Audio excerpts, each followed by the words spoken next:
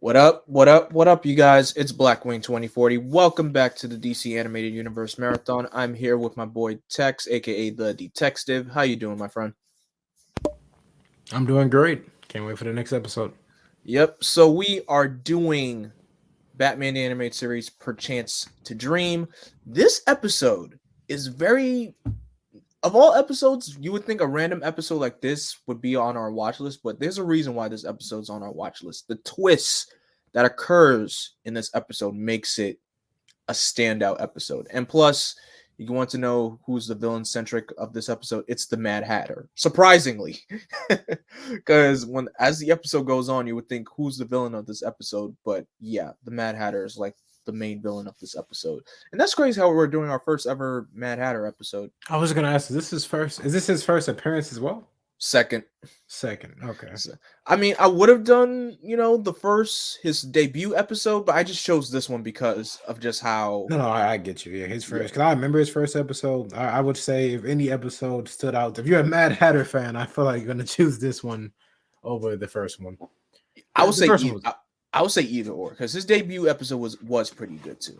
I think it's a good origin episode. I just think, I guess this one will stick with you more because it's a surprise that it's the Mad Hatter. When I was a kid, I probably my first guess would have been like Scarecrow. Yeah. But I guess that really didn't make sense now the more I think about it.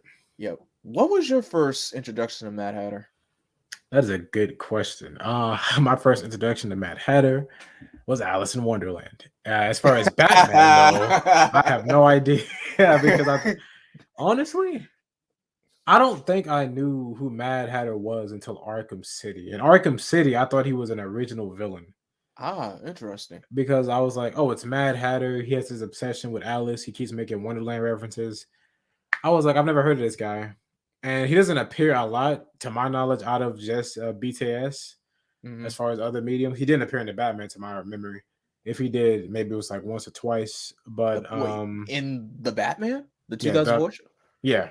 If he did, I just don't remember him. Nah, I don't think he does. Yeah, so it was probably like Arkham City when I think he gets you right after you leave like Mr. Freeze's little area. Yep. I've always thought he was an interesting villain.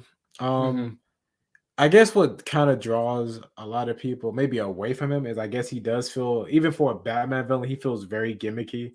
Yeah. With relying so hard on like a pre-established, like Alice in Wonderland lore. But I think he's a cool villain. I like him.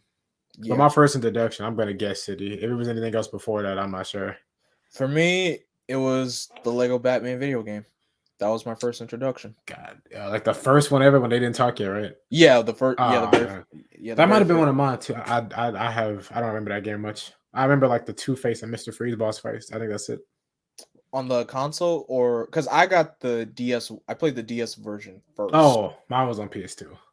So yeah, console first. So yeah, I experienced the Mad Hatter's introduction on the DS. That's actually also where I first saw like Clayface. Okay. Yeah, that was my first introduction to Clayface. Before like I actually saw him in the the Batman, but it was not the Hagen Clayface. It was what was the cop's name? Oh, Bennett? Yeah, Bennett. It was Bennett's Clayface. It was the Halloween episode where Bennett was like disguising himself as Solomon Grundy. Yep, that was I love that episode. I love I love Bennett. Sad story, but great character. Yeah. But anyway, we've done a lot of chit chatting, so let's get into this episode.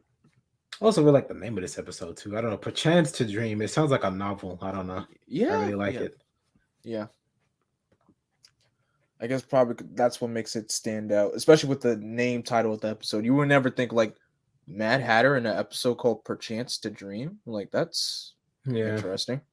I maybe even guess Hugo Strange, but that would definitely fit for like Hugo Strange or something. And you know what's funny?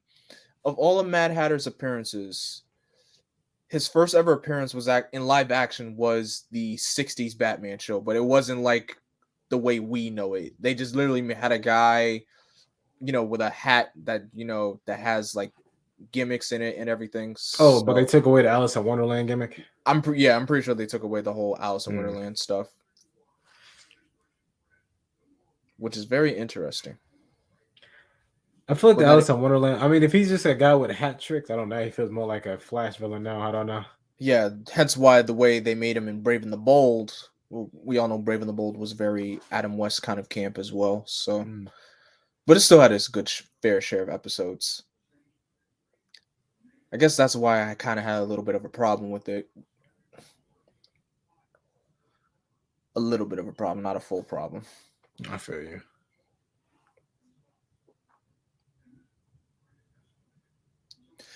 Man, to have that feeling of the Batmobile driving right behind you, that's just terrifying. Just catching up. Off topic, but did you see the Batman? It was great. Oh, it was great. This for those of you who haven't seen it, no spoilers obviously, but this scene, this car chase is definitely making Reminiscent me of get vibes. I gotta say, that's gotta be the best Batmobile chase scene I've ever seen. I can only think of 3 of them. Were there any in like the pre Nolan film, like any in Keaton's? I don't remember any in like Keaton or Clooney's. Keaton only had one.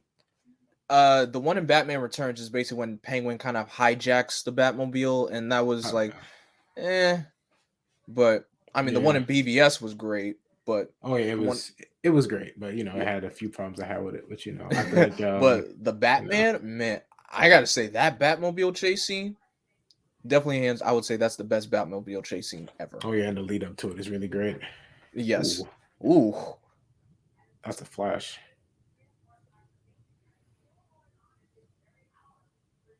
Wow. That's a good intro. And that's how it happens. Because you can't tell what the object is. I like looking at it right there. I would have just thought something fell on him. Yep. And Alfred's like, trap, sir.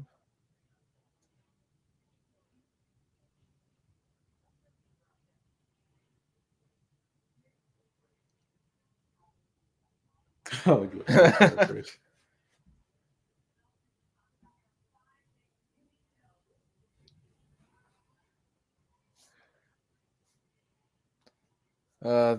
Alfred, and applaud to the late voice actor. I believe his name is Ephraim Seblis. I believe Ephraim. Yeah, Ephraim. No, wait, nope. Yeah, Ephraim Zimbalist Jr. voice. Yep, he also voiced Doc Ock in the '90s Spider-Man show. I vaguely remember that now. As you bring it up, they do have similar voices. Yeah, but I gotta say, for range, he did a really great job. He must have had a great one. Rest in peace. Yeah. Whoa, you kind of going a bit too hard on him, man. He really is. Whoa. His mom looks. I don't know if that's intentional, but she looks hard like Leslie Tompkins. She does kind of look like Leslie Tompkins a little bit. I know we've seen more of Thomas in this universe than Martha, but I don't know. I think sometimes we see Thomas, but of course, we always see both of them due to that iconic portrait that he has in the living room. Oh, yeah. And yep, that's Kevin Conroy voicing Thomas as well. I like that. I know a lot of shows don't do that nowadays. I guess it's considered lazy, but I love when like the same actor will voice a son and a father, but just like they give them different maybe inflections and tones. Mm-hmm.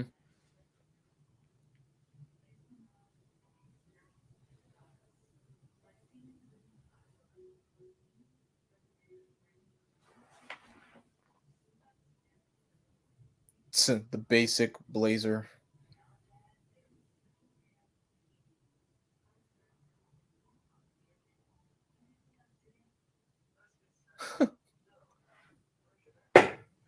I mean, you pay me, so I mean.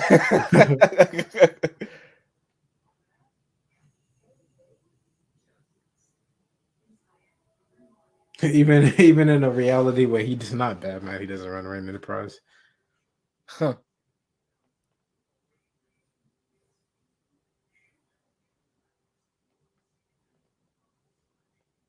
Uh-oh. Damn, that's a quick proposal last week. Like man. You wouldn't want to marry Selena Bruce? Yeah, I guess he's really shocked. I mean, earlier when Alfred brought it up, like Selena, he looked mad. Like I guess I don't want you to bring it up. So I gotta say, I like the new Batman animated adventures. Take on Bruce a bit more, man. Yeah, I really do. Also, usually the colors they put him in. This yellow, I like it, but I don't know if I like it for him. I don't. That's why I prefer the suit, the black suit that he always wears. Yeah, the eyes too. Yeah.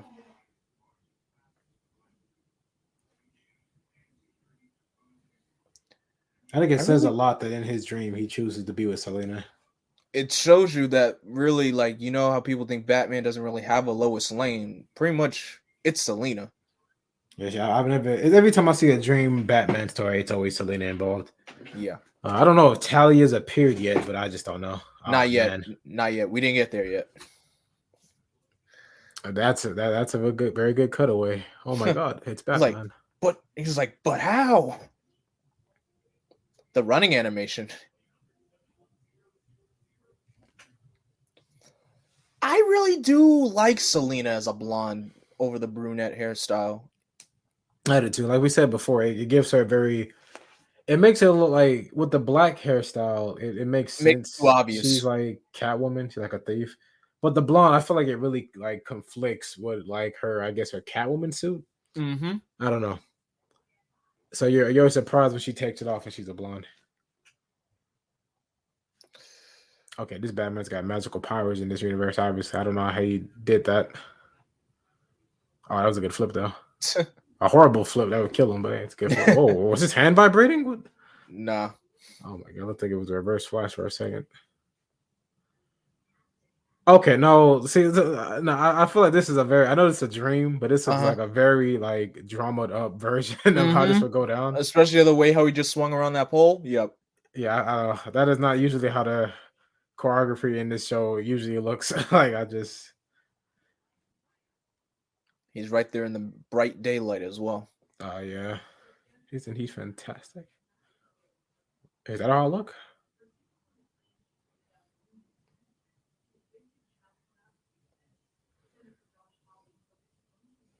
That's so goofy.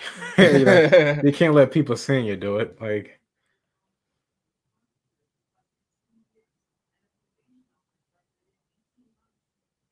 a few weeks ago.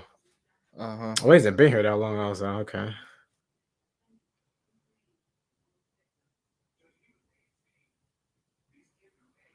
Oh. That was a very easy question. You could have just said no. That right there just shows you like a world where Selena's not even Catwoman. I wonder if any of his villains exist in this world. I guess he'd have to make them.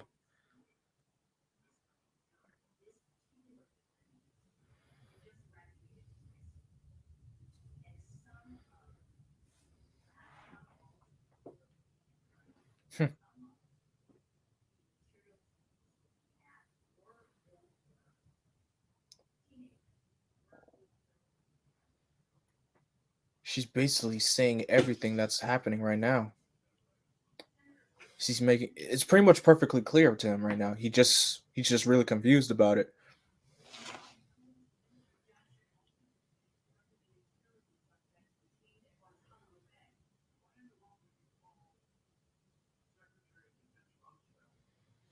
Okay, Bruce, you gotta think about this. You still know a lot of the techniques. How did you learn all them? Mm-hmm. But I get it. I feel like his parents are the main thing that's probably gonna keep him in this delusion. Like that would I get it. That's like the main thing he'd probably want from any of this, even This more is than like Selena. this is like his flashpoint. Yeah. So Yeah. I get it. Like even more than Selena, I'm sure the one thing he'd love is for his parents to be alive. That's the reason he became Batman anyway. So with that, I'm sure he'd be willing to accept this delusion. Yep.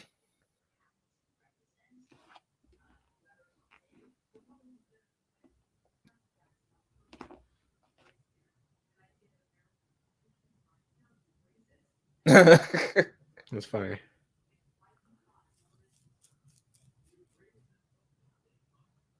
Wow, yeah, he's kind of accepted this quickly. He's really taking this too fast. Yeah, yeah. This is the kind of episode that's become I guess a two-part. He kind of just accepts it, but it's okay.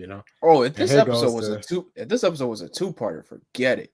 yeah. Oh, here goes the twist. Yeah, yeah. Uh-huh. Oh god, this angers me. I hate with stuff like that.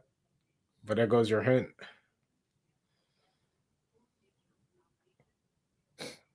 Where he thinks he's going crazy. I don't see why you can't. I mean, I'm sure there's a science behind it, but you can't read in a dream. I wonder how that works. Oh wow. Because that's supposed to be the hint. Like, apparently, you can't read in a dream. Well, maybe that was a rumor and it's been debunked. I don't know how you would debunk it, but hey. You would think pulling one of those books would turn the bookcase, huh? I mean, better that than the clock. I don't know.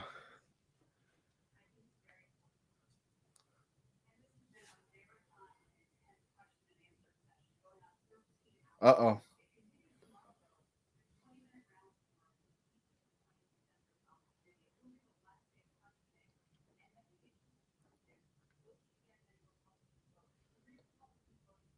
Yep.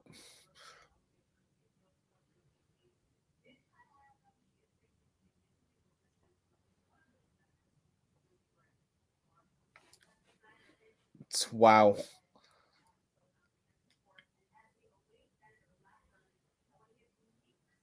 Wow, bro, you're really snapping really quickly, man. He's really losing his wig. I don't remember it being this bad. My God, I thought he kind of was like, oh. I know once it got to the climax of the episode, that's when things really got intense. I mean, I remember bits of the climax. I would be crazy after that too, or during that too. Kind of driving fast. And the storming rain.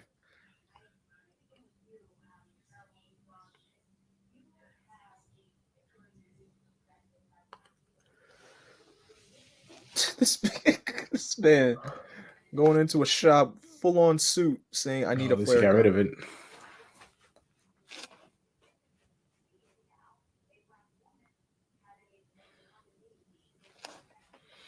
Excuse me, I'm actually Bruce Wayne.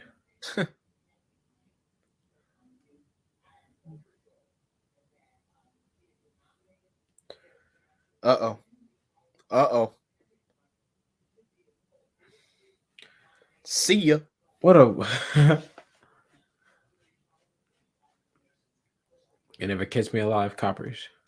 Exactly. You'll never take me alive, coppers.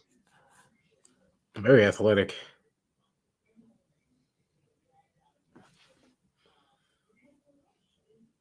Would have got the young guy to jump over it.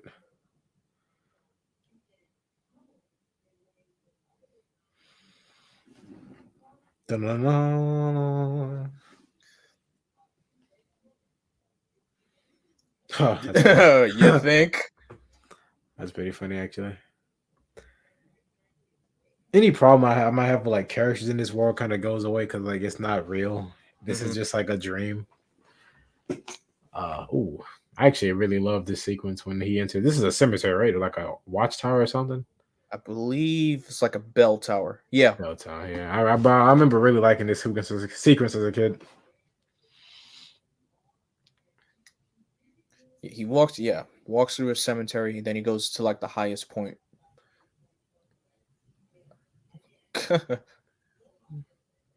Well, what? You're shooting me? I don't know. Like I don't.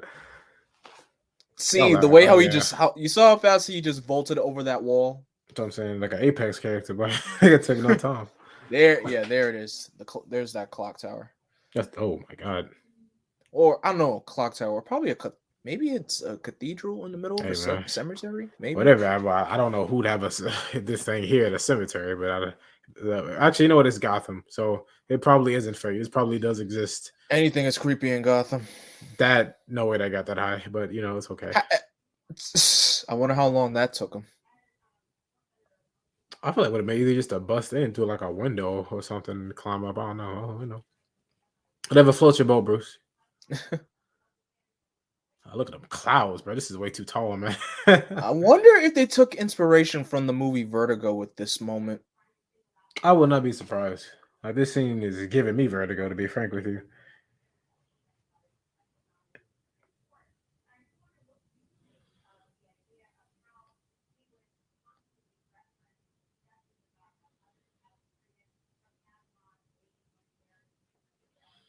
Oh, Wow. that's very good. That was a very good shot. He looks like just a bat until he actually gets close.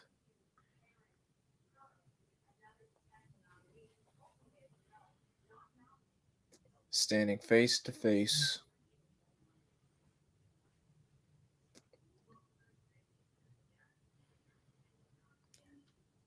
I feel like they should do that with the other DC heroes some one day. Probably like just have the alter egos face to face with their superhero counterpart.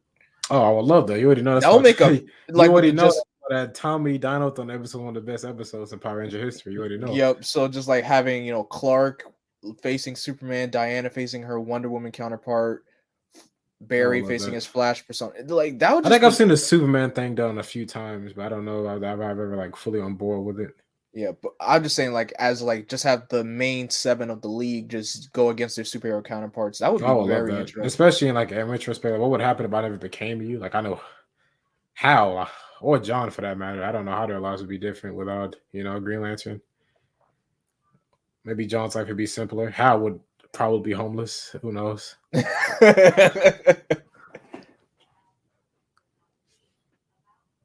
This is part of your nightly patrol. It's a Nightly cemetery. patrol. Who goes here? It's a cemetery. I don't. Okay, that's a lot of cops for one guy, man. For real. But it's a dream. Dang. That you're getting folded in your dream by yourself, man. Oh, that's a good shot. Ow.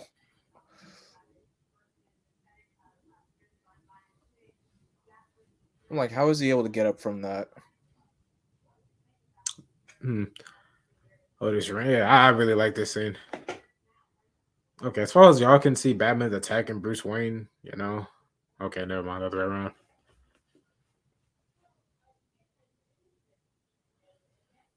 This is so ugly. I hated this. I could have. Jervis. As a kid, this scared me because I thought this meant the Mad Hatter knew that Bruce Wayne was Batman. Huh. Oh, well, thanks for clearing that up. Oh, Could just take good. off his mask. I'm sorry. This is such a good technology, Jervis. Well, why? You know,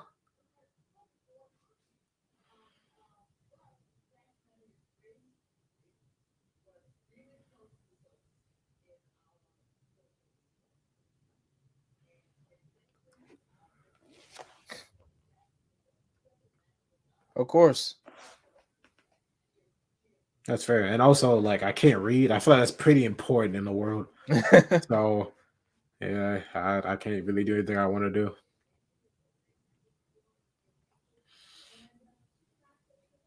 Yeah, you watch Oh. yourself, Bruce. That book is amazing.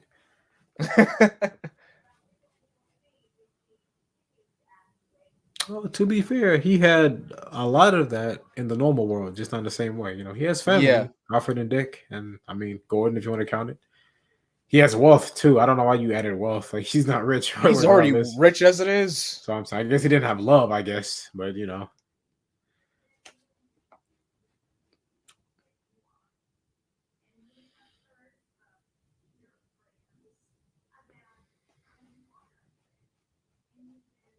Ooh, that makes it interesting. You can't hurt a dream.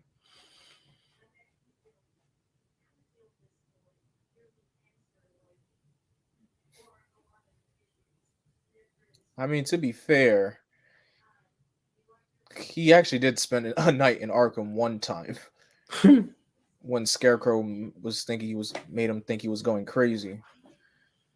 That was another good Scarecrow episode. I mean, I think these episodes that I guess make Bruce question his sanity are usually pretty good. Yeah, on the psychological front. Yeah, because it's Batman. Like you never expect him to question his, and you're like, oh, they put him in a situation. That's such a good line.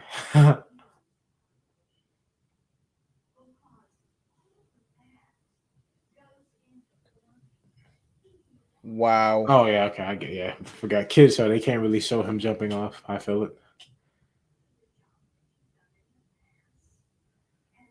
You something I didn't tie him up or nothing. Nothing. Yep. Still got it.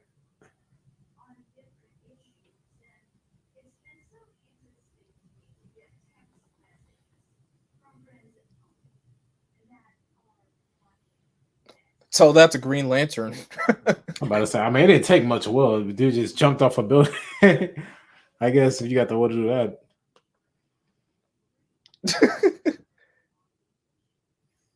Okay, let's not get crazy. You run your own life.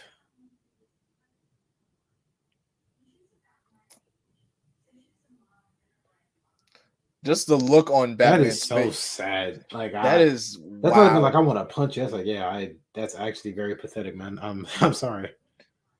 Like, I wanted to give you a perfect life just so you can stay out of my way. I'm like, wow. So you Wow, want it's to give pretty him a nice. distracted life, huh?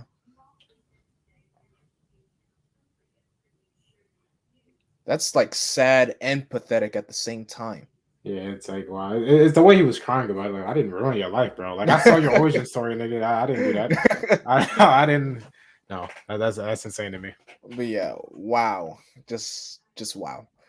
That that was another great episode. Now, and usually when you look at top tens, this episode is actually usually on the top 10 list, and mainly because, like I said, for that climax alone. Because again, like you said, the episodes that really question like Bruce's sanity really makes the show take a turn for itself.